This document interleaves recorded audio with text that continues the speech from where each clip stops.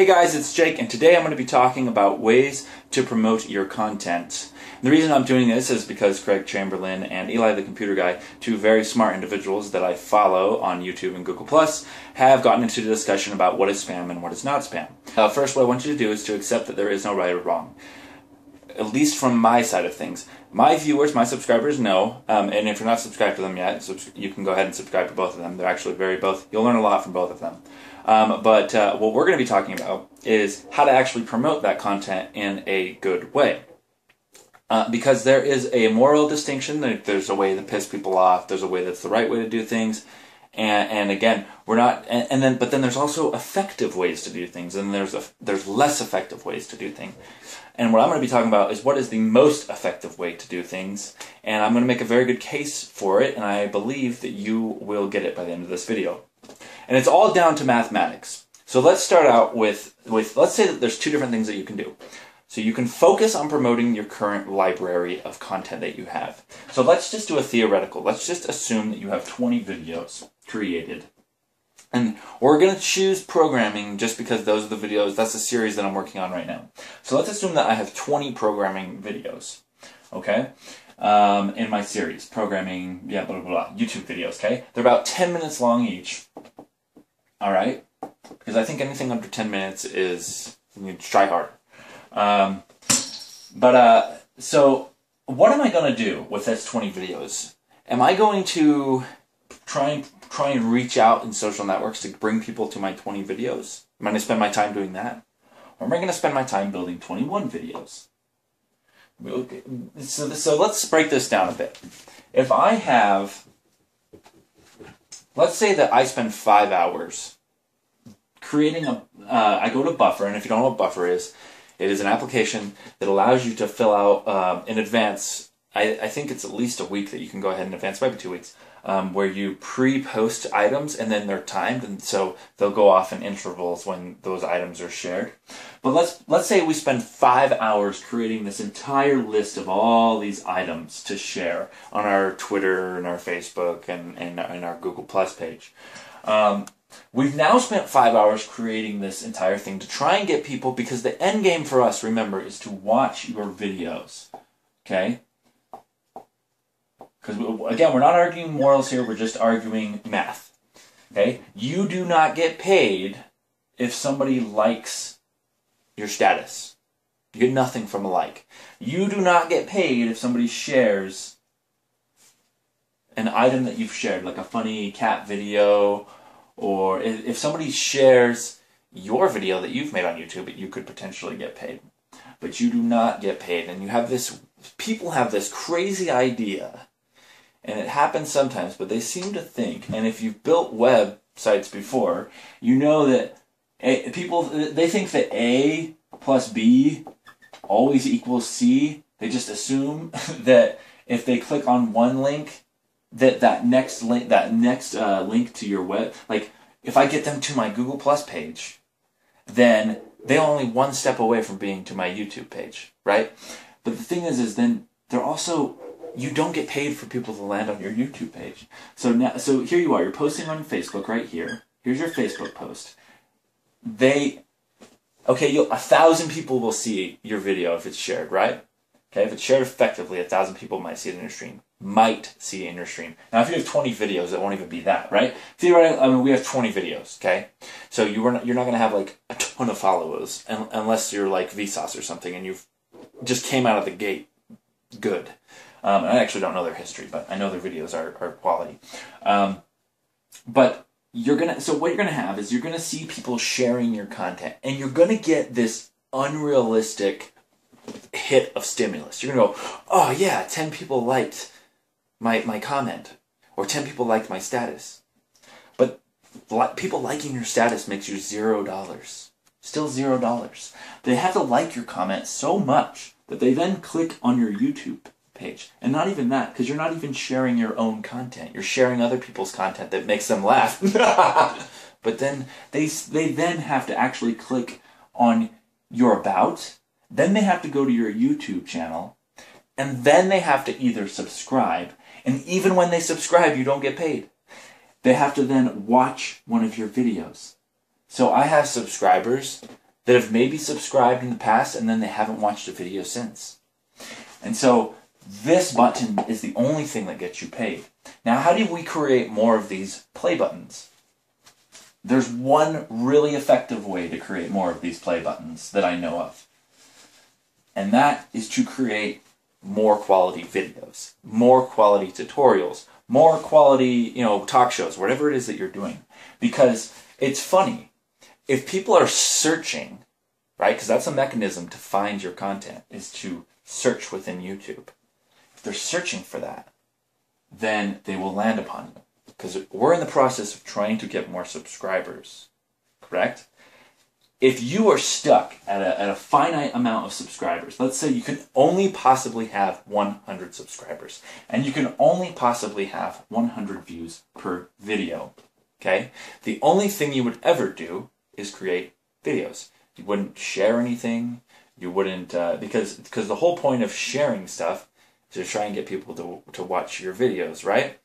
But the reason I say you're stuck at 100 views is because if you only have 20 videos, you really truly are limited on the amount of possible views that you can get. So the only way to raise this limit up is to get more videos.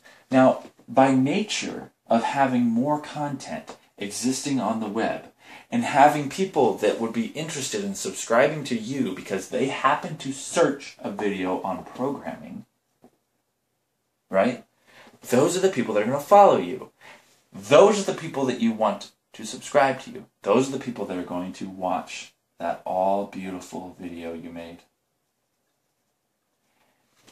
But when you are posting all this stuff that's completely irrelevant to your industry, completely irrelevant to your current followers, you then start to bring in a lot of people that aren't really interested in the stuff that you are working on and the things that you are interested in. Now again, if it's programming, okay, my demographic is 40 and up, okay?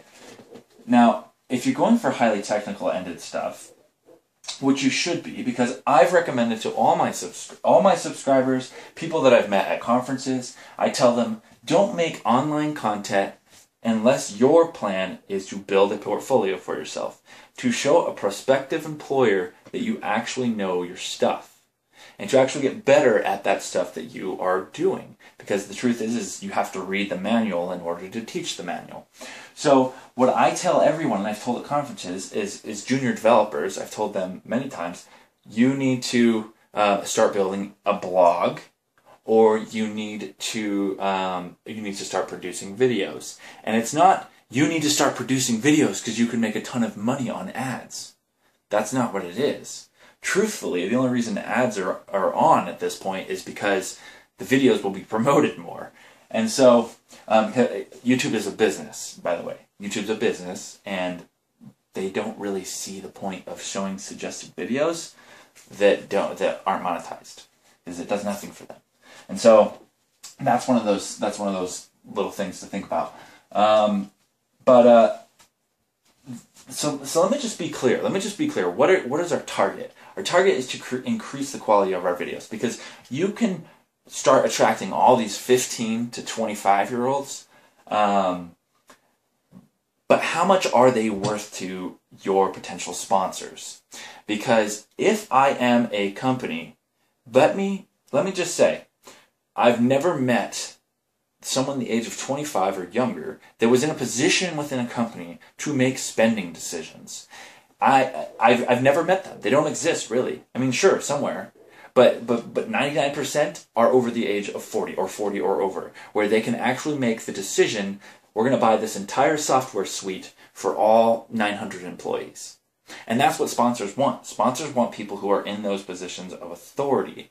And so again, this is why I say, and I said this in an earlier video, and I was actually wrong based on now my own experience, that the CPM rate actually ranges from $1 to $40 per 1,000 views. And so you need to try and figure out exactly what it is, because if a 1-year-old is watching videos, or a 4-year-old is watching videos with no allowance, no job, you can get 1 million views of that, and you won't make any money. Like, it won't happen. And truthfully, they'll barely even be able to talk to you or discuss, if you're doing it for philosophical reasons or for some sort of existential connection. It's not really worth your time. What you should be trying to spend your time on, my subscribers, the people I'm talking to, that are trying to get jobs either as a graphic designer, a 3D modeler, an animator, or a programmer, is to really just spend your time focusing like a hawk or like a fox, as we talked about in the last video, on producing more quality content, because you want to be a magnet. Magnets draw people in, like they just naturally, people pass by and then they're just drawn to you because the content that you are producing is valuable to them. What you cannot do is try and spend your time and your energy and resources grabbing people. The people that spend money advertising a product that is garbage. Because at the end of the day, if they don't purchase it, they don't buy into what you're doing, and you haven't done anything. So you can have, truthfully, you can have 50 million Facebook likes, 50 million people following you on Facebook, and the only people who are going to make money is Facebook from page views. That's it, not you. And so, and really, what is that? What is a boss going to say? If you post a funny picture of a cat, I always use cats. I'm not sure. I have dogs, so maybe I'm like biased or something, but I don't care either way. If your prospective employer sees that you've got a whole list of a bunch of funny videos on your stream, what are they going to think? Are they going to want to hire you? Is that really professional? I mean, you got to think about the whole portfolio that you're building, and then you also got to figure out the math behind it, because in 5 hours I could produce 2 very good quality YouTube videos, and a lot of these programming videos, as we talked, you can see that they get 100,000 plus views. Now, even if they did half as good over the lifetime, that's the other thing you need to think about. The stuff that you post on social networks, they are a river. They're relevant for a day or two, and then they're gone, never to be seen again.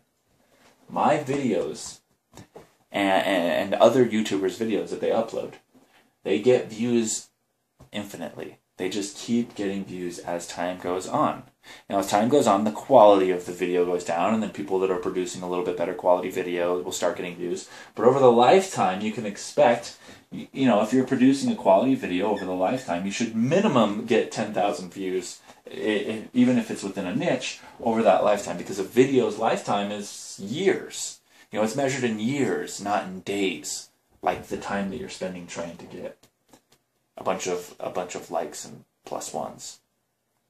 If you don't know already, my name is Jacob Williams. I have programming tutorials on my channel. I also have 3D modeling, and I'm working on a GIMP series right now, so if you want to be a graphic designer, because again, my videos are a series of, here, do this, do this, do this, do this, do this, and by the time you get to here, you will be able to apply somewhere and get a job within that industry. And then there's tips along the way of me video and talking about, how to get a job somewhere. Like one of the tips I had was to, instead of trying to get an interview somewhere, you just call them up and say you want to interview the owner so that you can write an article on the owner. And then the magic of that is that you get into the office with the owner, and you're creating value for the owner because you're writing an article on the owner of the company, then you're posting it to your site, and you're doing a good job, and so you're giving them something back. But there's that opportunity, because I've gotten clients this way and work this way, of them saying, so what is it that you do?